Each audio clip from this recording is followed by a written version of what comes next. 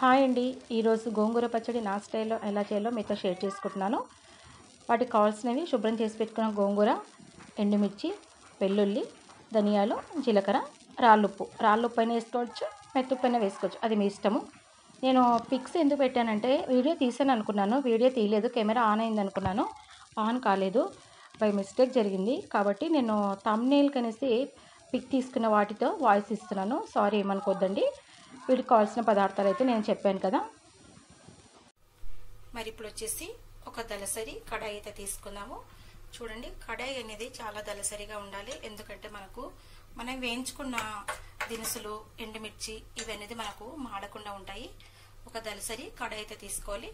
కడాయిని నీట్గా కడిగి శుభ్రం చేసి పెట్టుకోవాలన్నమాట. నేనైతే దలసరి కడాయి అయితే తీసుకున్నాను. చూడండి, చాలా వెయిట్ ఉంటుంది. ఇలా మనకు దలసరిగా ఉన్న కడాయి అయితే మనకు ఎక్కువ అడుగంటకుండా ఉంటాయి, అది అందరికి తెలిసిందే. ఇప్పుడు నేను స్టవ్ వెలిగించేసుకుంటున్నాను. కడాయి పెట్టేసి కొద్దిగా స్టవ్ మనము తేమ అంతా పోయిన తర్వాత, ఎందుకంటే తేమ ఉండకూడదు, పచ్చడి మళ్ళీ పాడవుతుంది కదా, కంప్లీట్గా తేమ అంతా మనకు లేకుండా చూసుకోవాలి, డ్రైగా చూసుకోవాలన్నమాట. ఇప్పుడు మనకైతే ఎండుమిర్చి వేగిపోయాయి అన్నమాట.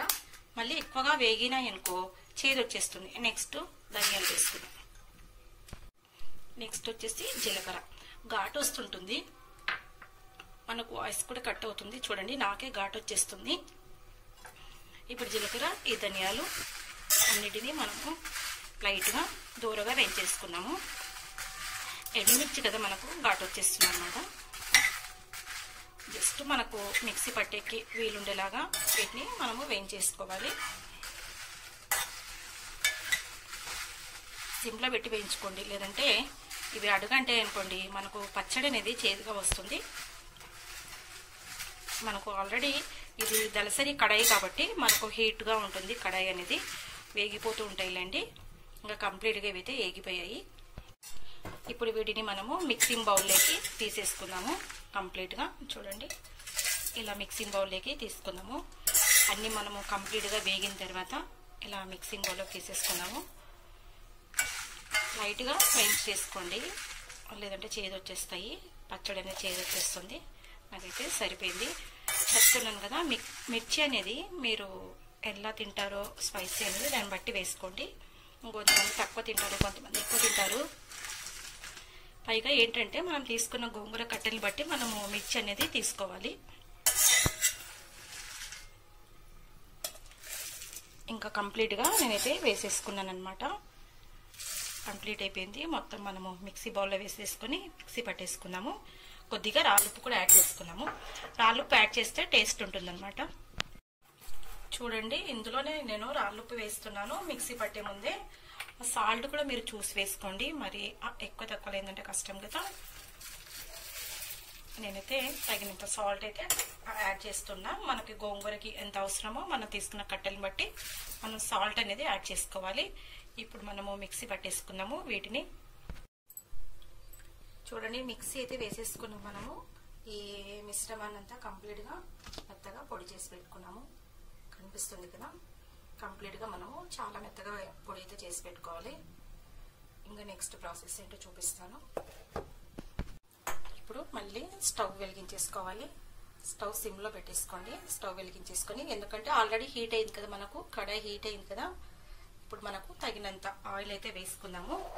మనకి ఇది 10 days అయినా నిల్వ ఉంటుంది కాబట్టి ఆయిల్ అనేది కొద్దిగా ఎక్కువనే వేసుకోవచ్చు.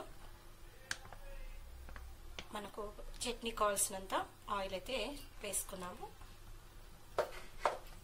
ఆయిల్ హీట్ ఎక్కిన తర్వాత మనము శుభ్రం చేసి పెట్టుకున్న గోంగూరని ఇందులో వేసేసుకుందాము.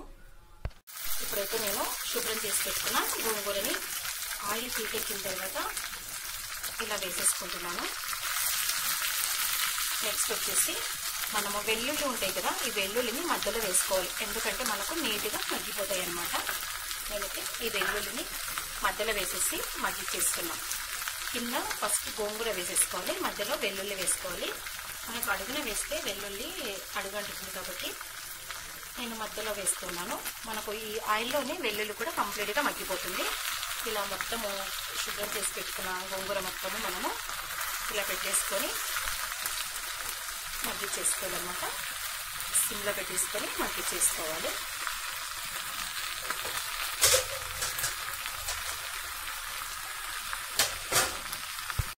గోంగూర మొత్తం మనము కడాయిలో అయితే పెట్టేసుకున్నాం కదా, చాలా సిమ్లో పెట్టేసుకొని నెక్స్ట్ వచ్చేసి ఒక ప్లేట్ మనము మగ్గించేసుకోవాలి కదా. ఒక ప్లేట్ అయితే వీటిపైన పెట్టేసేయాలి. మనకు సిమ్లో పెడితే తొందరగా మగ్గిపోతుంది. చూపిస్తాను చూడండి. మనకు ఒక సగం అయితే కంప్లీట్గా మగ్గిపోయి ఉంటుంది. మనకు మీరు ఒక క్లాత్ అయినా తీసుకోవచ్చు, లేదంటే మనకు పట్టుకారు ఉంటుంది కదా, అదైనా తీసుకోవచ్చు.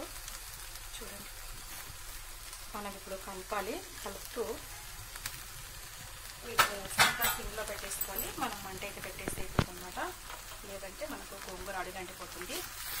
చూడండి, కంప్లీట్గా మనకు గోంగూర మొత్తము కలర్ చేంజ్ అయిపోయింది, అడుగునంతా చేంజ్ అయిపోయింది. ఈ పైన ఉండేది మళ్ళీ మనము అడుగుకి తిప్పేసుకున్నాము. ఇలా అడుగుతూ తిప్పేసుకొని అడుగు అనేది పైకి తిప్పేసుకున్నాము. ఇలా కలుపుతూ అంతా దగ్గరికి అనేసుకున్నాము.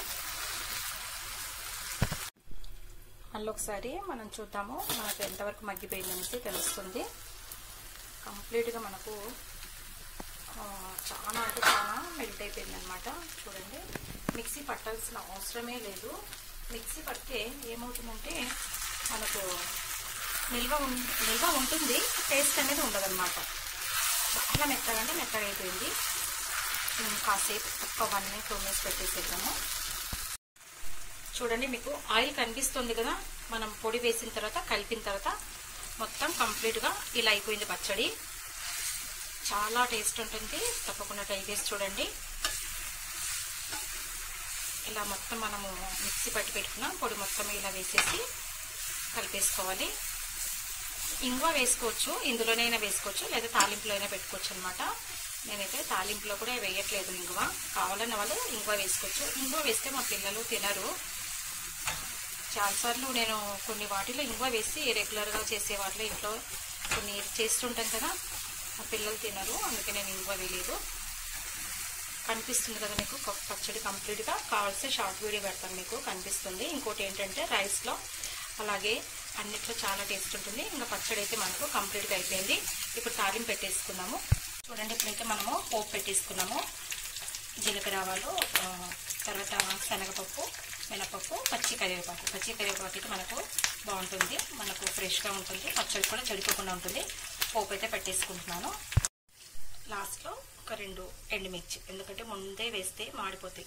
మనకు ఎండుమిర్చి లాస్ట్లో వేసేసుకొని పోపు పెట్టేసుకున్నాను. మనకి ఇవైతే వేగిపోయాయి అనమాట.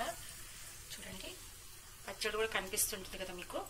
కంప్లీట్గా మిక్సీ పట్టి ఎలా అవుతుందో అలా అయిపోయింది అనమాట. ఎంతో టేస్టీగా 10 days అయినా సరే నిల్వ ఉండే గోంగూర పచ్చడి ఇలా ఒకసారి తప్పకుండా ట్రై చేసి చూడండి.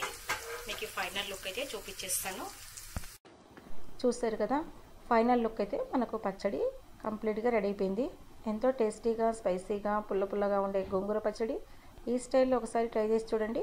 నేనైతే నా స్టైల్లో ఎలానే చేస్తాను, మీరు ఎలా చేస్తారో ప్లీజ్ వన్స్ ఒకసారి కామెంట్ చేయండి. ఎంతో టేస్టీగా ఉండే ఈ పచ్చడి తప్పకుండా ట్రై చేసి చూడండి.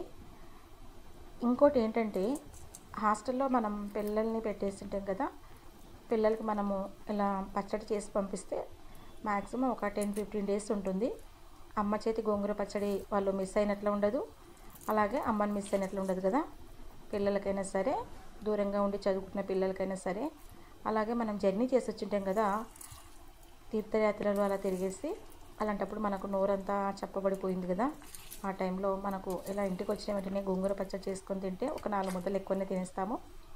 నెక్స్ట్ ఏంటంటే, ఫీవర్ వచ్చిన టైంలో కూడా ఇలా పచ్చడి చాలా టేస్ట్ అనిపిస్తుంది. ఒక 4 ముద్దలు ఎక్కువనే పోతాయి. తప్పకుండా ట్రై చేసి చూడండి.